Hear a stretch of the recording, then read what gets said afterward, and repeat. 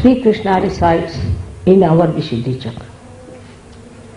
In the center he resides as Shri Krishna. On the left hand side, his power, Vishnu Maya, his sister, resides. There he resides as Gopala, as the one who lived in Gokul, played as a child. On the right hand side he resides as the king who ruled in Dwarika, the king Shri Krishna. These are the three sides of our Vishuddhi Chakra. The people who use their right side to dominate others use their voice to put down people, to show their authority, shout at people, are the people who get affected by the right side. The right side is caught up. On the physical side, you get a very big problem because the right heart cannot work out its flow. So you get what you call asthma and all these diseases, but especially when the right heart is affected by the father's problem. On the left side is the Vishnu Maya, is the sisterly relationship. When the sister, who is your pure relation,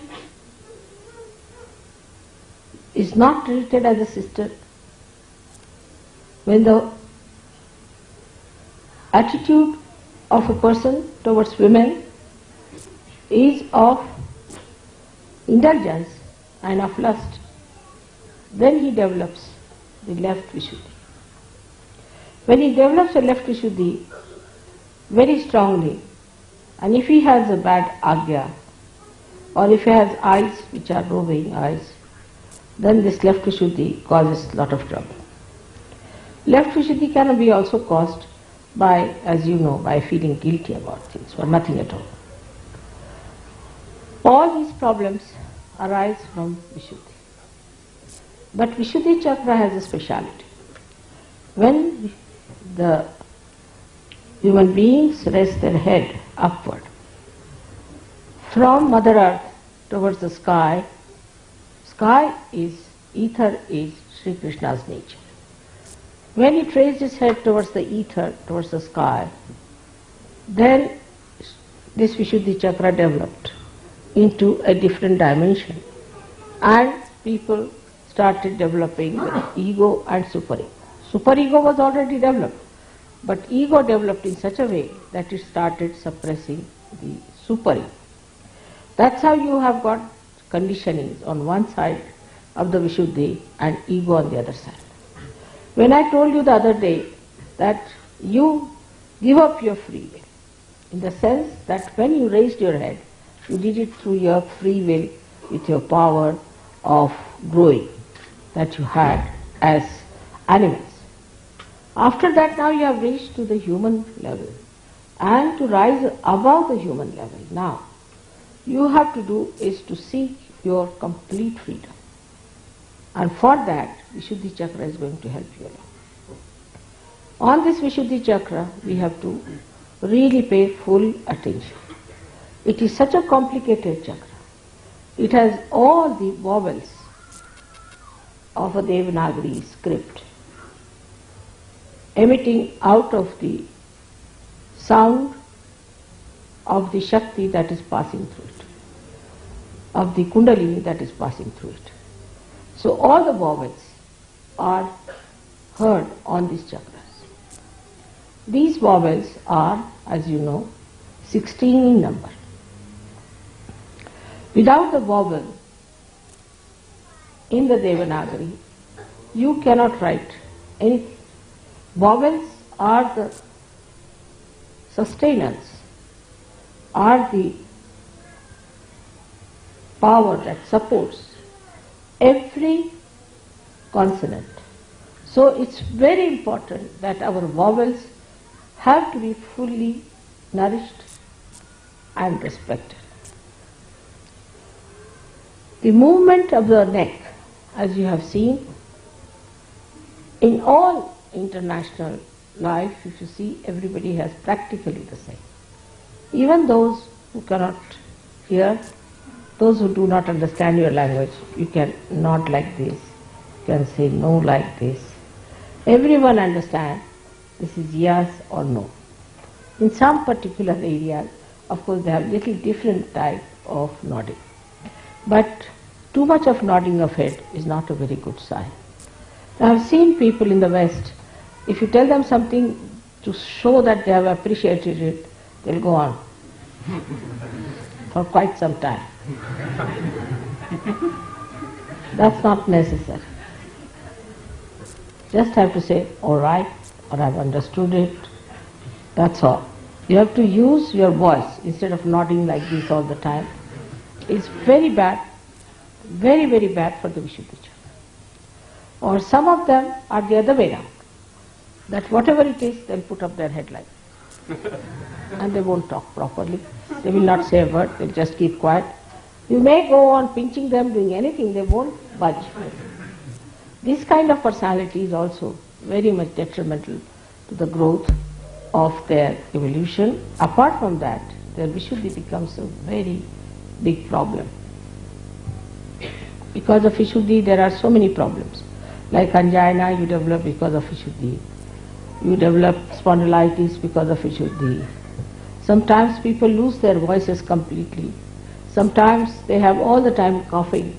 And there are so many physical problems out of Vishuddhi because, as I said, it's a very, very complicated center.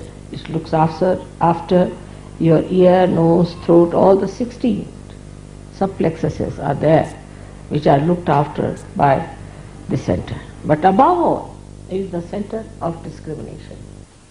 The center of discrimination only comes when you are free. Till you are biased, till you have your own concepts, you cannot be discrete. And that's the one point where one must understand that to achieve your complete freedom, you have to get your Vishuddhi Chakra cleared out. First and foremost thing is that we must speak in a sweet manner. Speak to someone in a sweet manner. Not artificially, but sweetly. Speak in a manner that another person likes it. Satyam vadet, priyam vadet. Speak the truth. Don't tell the lies. If you go on telling lies, after some time, even if you tell the truth, it will become a lie. But if you are telling the truth, that even if you tell a lie, it becomes the truth.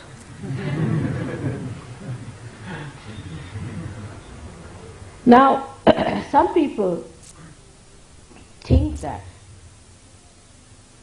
they can be cunning. By their talks, they can cheat. But actually they are cheating themselves. All such people who cheat others by sweet talks, by artificial talks, or by some maneuvering, go to such a horrible state. And in this Kali Yuga especially, they are cursed and they get exposed. And people know about them, that these are the greatest liars ever known. Now the times are coming when all such people will be exposed very much more than they have been ever exposed. So be careful not to think that you can cheat. In Sahaja Yoga especially, you cannot cheat. Those who try to cheat sometimes think that we can be full mother. We can somehow or other carry on. If you sit in front of mother, she won't know what we are up to. It's not so. I may not say. I may use my discretion not to say. I may allow you to have a long way, but be careful. Do not come into my illusions. I am very elusive. And when I play my illusions, you will suddenly find yourself in a very difficult situation, and then you will say, Mother, why am I in this situation? So this is one of the qualities of Shri Krishna, that he is the one who becomes elusive. In his elusiveness, not cunning, but elusive, in his elusiveness he exposes people to themselves. There are so many stories of Shri Krishna in which he has elusively acted to give greater joy to some people, to give nice lessons to some people, and sometimes to punish. For us it is important that we are Sahajogis. In this lifetime we have a chance, our Kundalini has risen. That we can face ourselves, that we can correct our chakras, that we know about ourselves, that we know where is the problem is. I have known of people who were caught up with left Vishuddhis and have become devilish by nature. Devilish. They have gone out of Sahaja Yoga, they have criticized Sahaja Yoga, they have tried to trouble me a lot. So don't think that if Vishuddhi is spoiled, there's nothing so special about it. It can be a very dangerous center. Of course, heart, Agya and Vishuddhi, these three centers, one has to guard against. Because three of them can allow you or can force you to become one with identification of evil as your own. You might just feel that it's nice to be evil. You might just feel that it is a great fun to be evil. And you might become evil. So at the Vishuddhi Chakra, one has to be extremely careful. Vishuddhi Chakra looks after so many things, especially your skin, your eyes. Skin is now, I have seen people who have bad Vishuddhi, can have all kinds of funny troubles with their skins. Of course it has to do with your liver, but skin is the way it shines, the way it glows, depends on how you smile, how you look at the world. Many people have a habit of smiling for nothing at all, especially women I have seen, ladies I have seen, they just smile stupidly. That's not fun. One should not be stupid. Stupidity is against Shri Krishna's principle. Like you have seen the stupid people, how they are. Their tongue is always halfway out. If you have noticed a stupid man, his face is that, his tongue is always out, mouth half open, and he looks like a dumbfounded fool. Now in this only the Vishuddhi plays a part. Another one is the one where you get the Vishuddhi's strains. So such a person has very pursed lips, angry lips, and he doesn't talk. The another one might even get the expression of an idiot, but could be just making a face like that. Because if he's cunning, he may take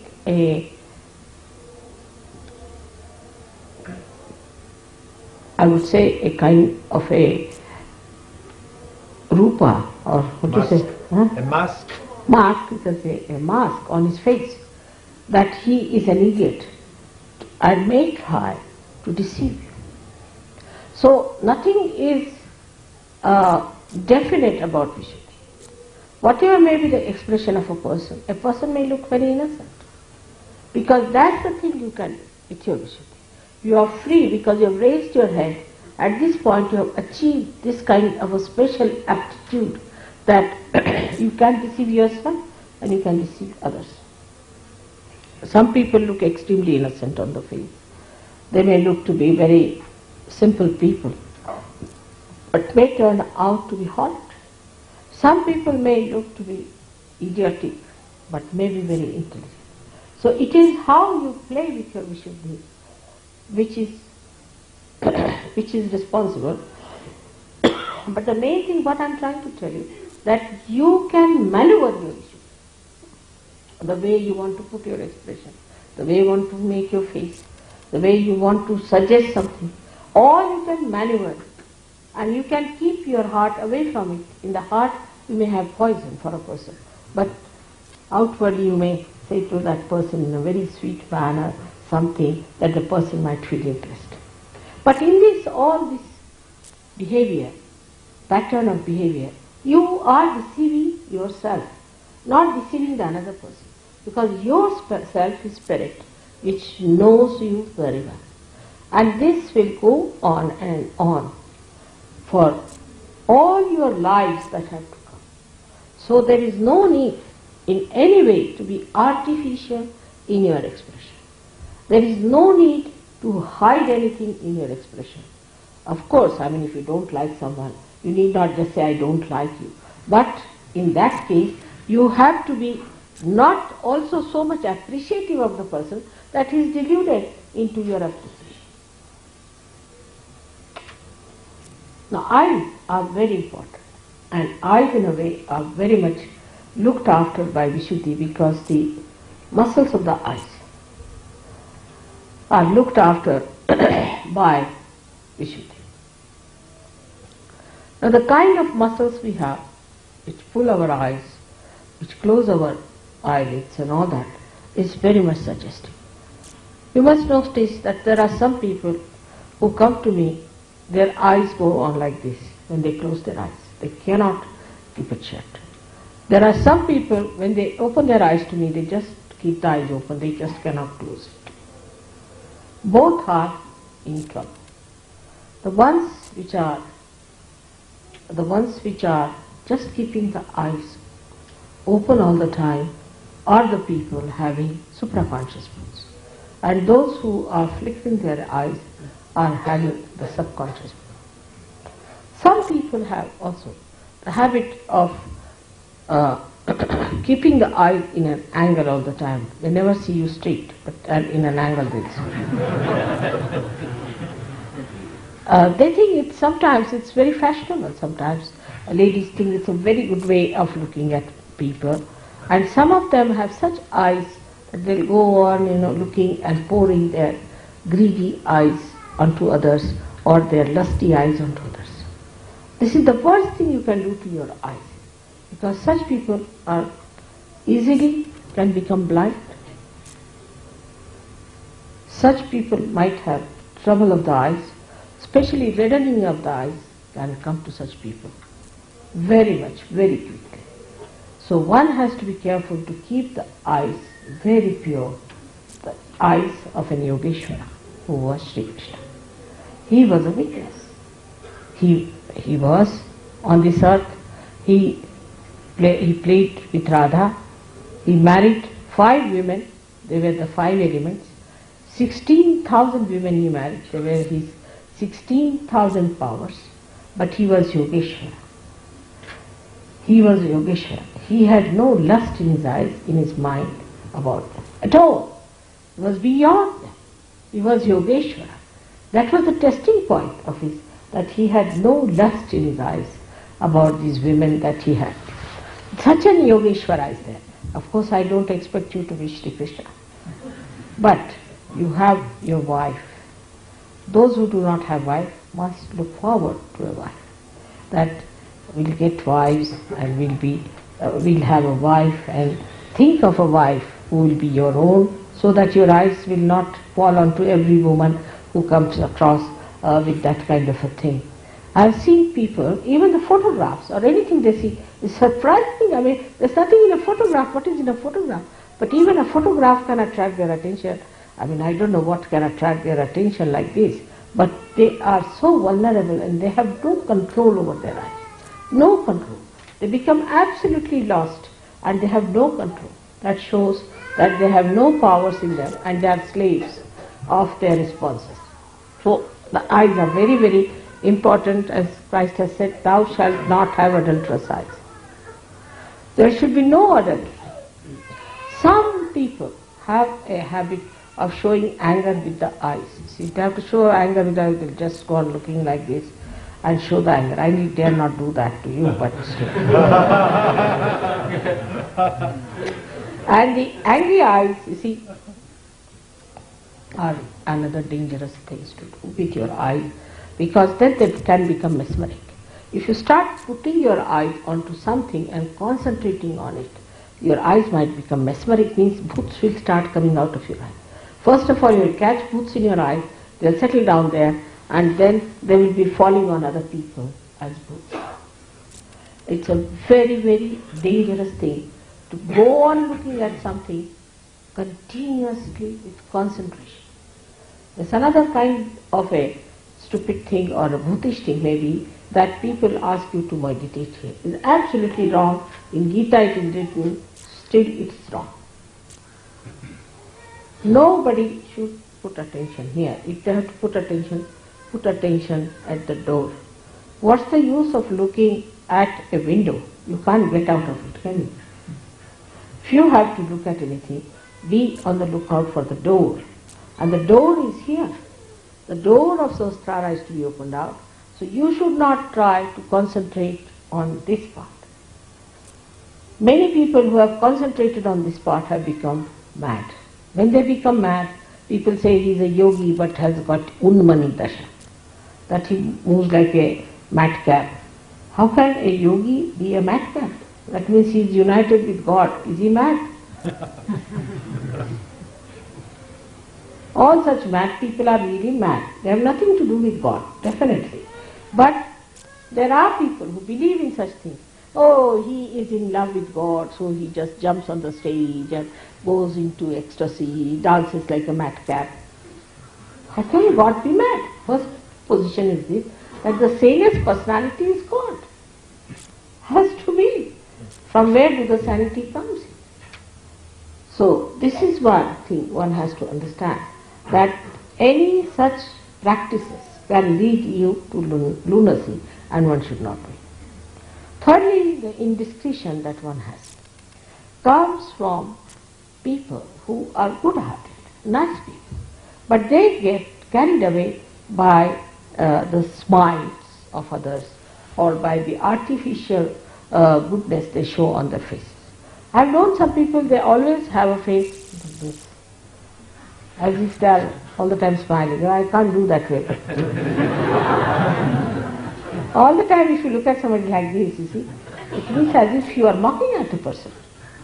And there are people I've seen who just like this every time, they are like this. So, one should not be always in one pose. Sometimes these muscles can get very weak and start paining if you take one. There are some others who always try to show they are very miserable.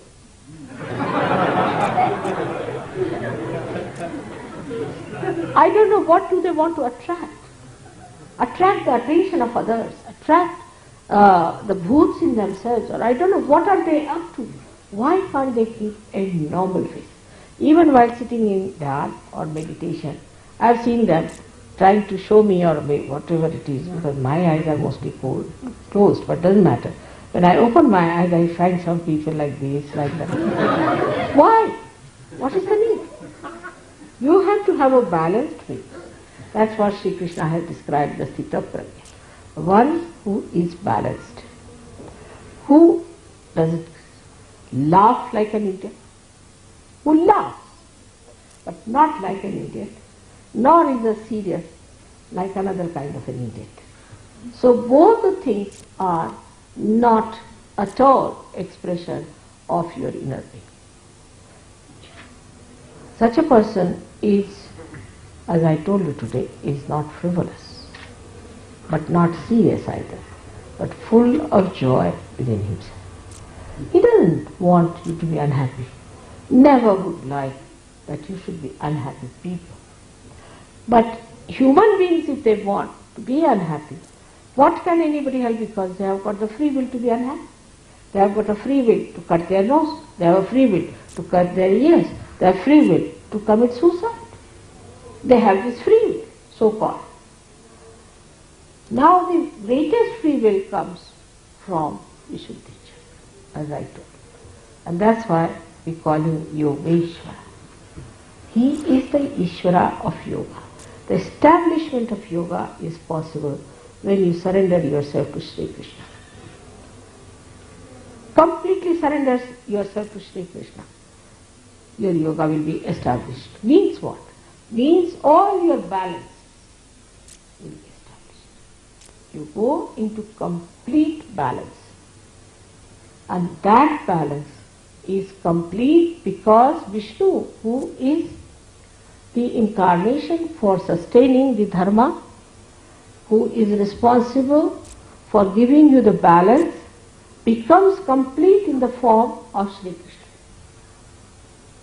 That's why he said that you leave all the dharmas. Sarvadharmanam parityaja mamekam sharanam vraja. That's why I surrender all of them to you. So all the dharmas, if you put it at the lotus feet of Shri Krishna, means if you follow his ideals, then all your dharmas are balanced. But after realization, you go beyond dharma.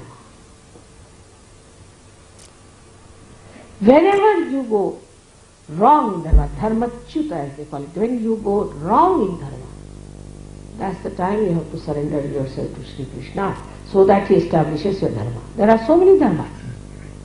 There is the pati dharma, husband's dharma, patni dharma, wife's dharma, father's dharma, mother's dharma, son's dharma, then rashtra dharma means the nation's dharma.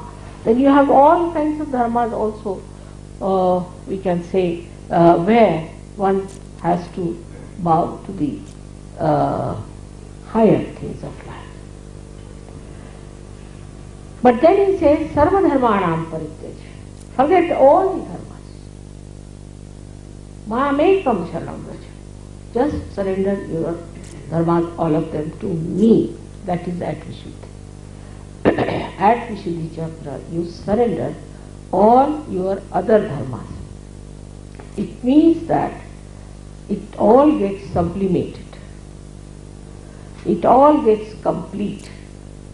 The wholesomeness is achieved because he is collective being. He is the Virat. Because he is the integrated form of all the dharmas. And he is the Virata in our brain. He represents our brain.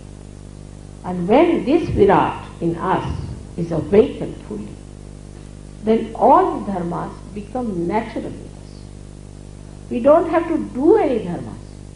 We don't have to be conscious of any dharmas, but automatically we become dharma ourselves. For example, there are people now saying Christ. You can take example of Christ. He was dharma personified. He would not steal money from anybody, will he? Will he run away with somebody's wife? Will he? Will he do anything wrong? No, he cannot. Why? Because he was dharma. So now you have become dharmatit, means you have entered into the kingdom of God, into the Virata's conditions. And there your condition is such that your state is such, that you are dharma. If you try to do adharma, you will suffer. If you try to do wrong, you will suffer. Here I don't have to tell you to be righteous. I don't have to tell you. There's no need. I don't have to tell you that you tell the truth. I don't have to tell you don't steal. I don't have to do all these things. Only thing I can tell you, that get rid of your ego and super ego. That's all.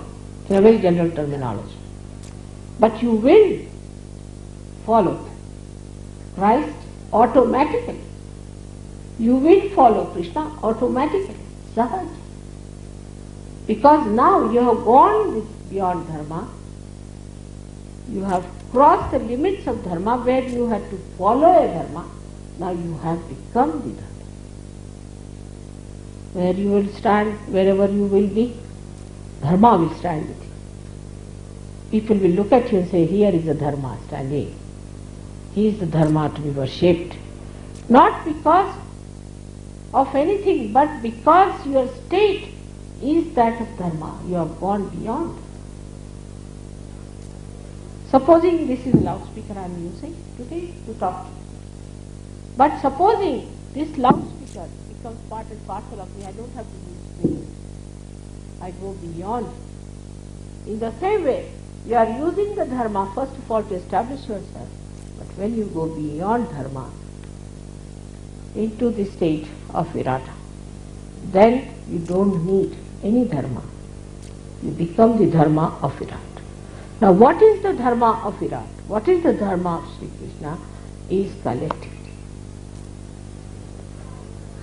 Krishna is the brain, Shiva is the heart, and Brahmadeva is the liver. Now what's the faculty of this brain is? That the tree of life, of evolution grows downward as it is. And this tree is growing downwards, of awareness from the brain.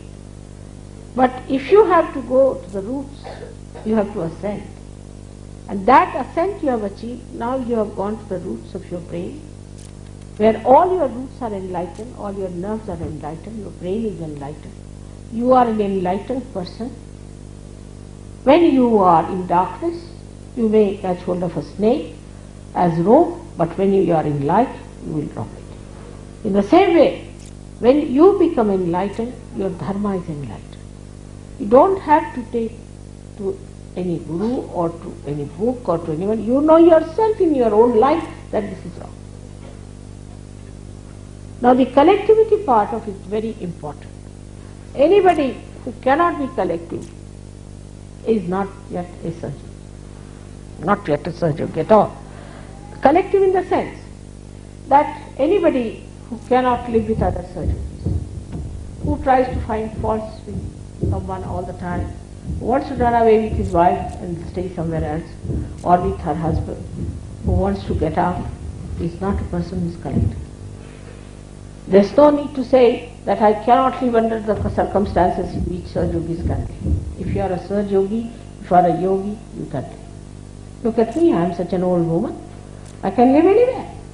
You take me to a village, you take me to any place, I am not bothered about any physical comforts at all, because I am comfortable within myself. My comforts are within. In the same way, a person who is not collective, like many people just come to pujas, that's all. It's like going to the church only once in Christmas and then saying Christ doesn't look after us. Of course not going to church, you don't meet Christ, but I mean to say that just to have a casual way of Saj Yoga, you cannot be. You have to be collective. And collective means that at every collective program you should be there. You should always meet collectively, meditate collectively, live collectively, and try to find ways and methods of being collective. There are so many evil forces which are all the time trying to attack collectivity. First they will attack the leaders. That's the first thing. Any leader tells somebody you shouldn't do like this. Immediately that person will start spreading stories against that leader. Is very bad, he's like this, he's very harsh, he didn't garland me, he didn't give me this, that. How can you garland a booth, can you? Then if that doesn't work out, then they have their sly methods of going around and talking something here and there in the ears to create some sort of a politics. All such people will be thrown out of Saj Yoga, as there is a centrifugal and a centripetal force, both acting equal and opposite. Anybody who goes against collective, who sticks to their boots, sticks to their negativity, will have to get out of Saj Yoga. And that is to be remembered, that to be collective is to be joyous, is to be progressive, to be going further. It was all right when people were meditating in the Himalayas. It was all right at that time. They were all alone, meditating all alone to achieve something for the collective. But they also did not get their realization. When you have got your realization, remember this. Now you have entered into the kingdom of God, into the kingdom of Virat, where you are a part and parcel of a collective being. You are not alone. You cannot be single out. You cannot separate yourself. Now you are awakened in the body of Virata, and you cannot get out of it. If you try to get out of it, you cannot be nourished. Supposing I take out part of my body, will it be nourished by this body? It won't. In the same way, you have now become part and parcel of that collectivity. And that collectivity, that Virat, is going to look after you, going to nourish you, going to do everything that is necessary for your spiritual, physical, mental, emotional, even financial development. But if you cut it short, if you try to block the collectivity, if you try to make problems for collectivity, or even if you try just to get out of the collectivity, then that is not our interest, that is not our work. This is to be understood fully in every way possible. And this, when is understood in a proper way, you should know that collectivity is not only your advancement, it's not only your development, it's not only your achievements, it's the achievement of the whole humanity. The purpose of your creation is fulfilled by that. Those people who live in the ashram are better off always than the people who live alone. Always. They will always have better results than the people who live alone. Maybe they live alone because they want to have a little private life or a private. But their privacy is not going to help them. That's not going to help them at all. The more you live together, the more you recite together, the more you enjoy together, there will be greater chances of your advancement. The more you will try to make yourself private, the more you will try to get out of it. Whatever explanation you may give, God understands very well. So all such things where you cut off yourself from the mainstream, you try to get out of the mainstream, then there is a big problem for you. Of course, for certain conveniences you may, for your certain understanding you may, but you should enjoy more the company of Sahajogis than your own private company in the dingy room of yours. That is one thing you can judge yourself. Do you enjoy the company of Sahajogis, or you enjoy the company of 3-4 of your family people together in a circus? Judgment is your own. Not difficult. Nothing is difficult in Sahaja. It is the simplest thing to be a Sahajogi, and even more simple to be collective. To be uncollective, you have to do something. Like I said that it is very easy not to drink. I mean drink some wines and things. Because if you don't want to drink, you are sitting at home, it's all right, don't have to do anything. But suppose you have to drink, then you have to go to a pub, or you have to go somebody, open the bottle, get a particular type of a glass, pour it down, this, that. In India, for example, where there is prohibition, you are sitting with a fright. But for a person who just drinks water, he doesn't have to do it. So to do wrong, one has to do something. But to be good, you don't have to do much. It's absolutely labor saving, energy saving procedure.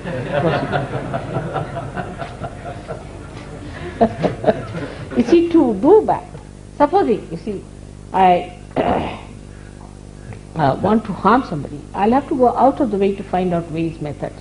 If I have to tell lies, I have to think of 10 lies to cover that one lie. But if I tell the truth, finished, I've told the truth, finished, with few words, it's done. So to be collective is much more easier. Of course not for crooked people, because crooked people, wherever they move, their angularities trouble others. You see, like poking thorns. But those who are flowers, they fit in anything. People like them. They like their fragrance. They look at them, they enjoy them. Beautiful things. Now see, today they are looking like lotuses. How is it? Without doing anything, they have become lotuses. How? How they have become like lotuses? Whether they are lotuses or they are daisies, God alone knows. But they have become lotuses, Sahaja. How? Because they are one with God. When we stand on our own way, when we try to do something privately, then God says, all right, go private.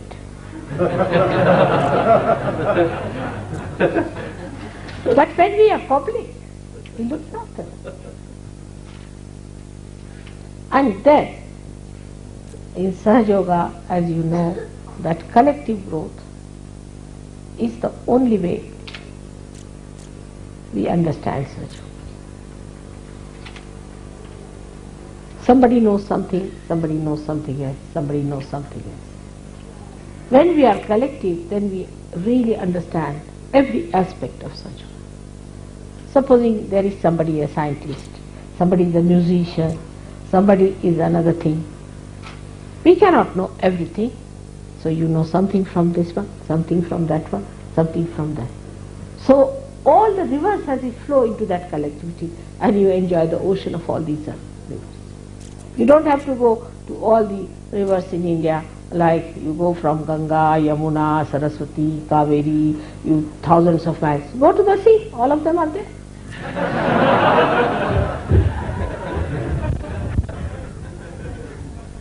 Like that, you have to enjoy the sea where everything is. All kinds of beautiful things are there and you enjoy them. I hope this puja, which is a very remarkable puja. Firstly, so many things are such. Firstly, they told me the telephone number of this place is 321632. He has got, he's accompanied by 64 yoginis, Shri Krishna. So 32 on this side and 32 on that side of the sitting room. This place is called as Black Lake. Krishna is black. This place they got suddenly. And this is the only place in this so-called military regime of Switzerland where people can sleep on the ground. You are not supposed to sleep on the ground. If there is no cot, you hang in the air, but you cannot touch the ground. That kind of a stupid military business is here. There to find such a sensible, practical, such a cheap place for you is God sent. We are here surrounded by beautiful things. The cows, so many cows at the time, and it is Krishna's birthday. So many cows, so fond of cows. And the cows, when their bells move, in the morning I heard, in the evening, so beautiful. And when they were moving home in the evening, how the, as they call Goraj, is the dust of their feet was filling the sky. It's just Gokul here, I felt. Today also there's one thing more one has to say, that is the 16th Shri Krishna Puja. So in so many ways this is a very great puja which you are attending, for which people have to take thousands and thousands of janmas, do so many punyas, which you have got so sahaj, because there must be something about you people also. May God bless you.